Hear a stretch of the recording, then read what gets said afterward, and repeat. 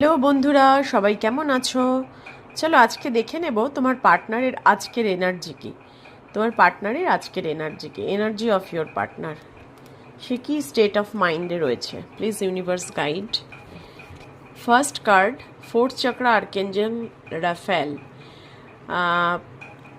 Fourth চক্রার card কিন্তু সবসময় এটাকে আমরা বলি হার্ট চক্রা।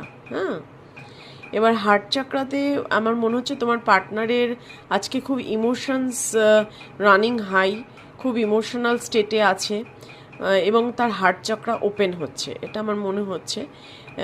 এবার তোমার সাথে কমিউনিকেশন করার কথা ভাবছে, বা ধরো তোমার সাথে যে সময়গুলো কাটিয়েছিল সেই পুরনো মেমোরিগুলো মনে পড়ছে আর ইমোশনাল হয়ে পড়ছে।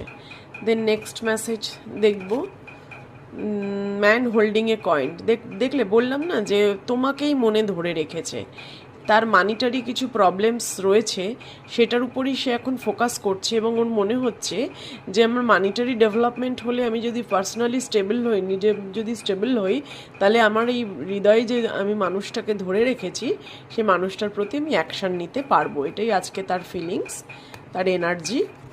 দেন আর একটা এনার্জি দেখবো, ডোর টু স্পিরিট। হ্যাঁ, ডিভাইনের কাছে সারেন্ডার করছে। স্পিরিট অ্যানিমেলস এখানে দেখতে পাচ্ছি আমরা একটা পায়রা।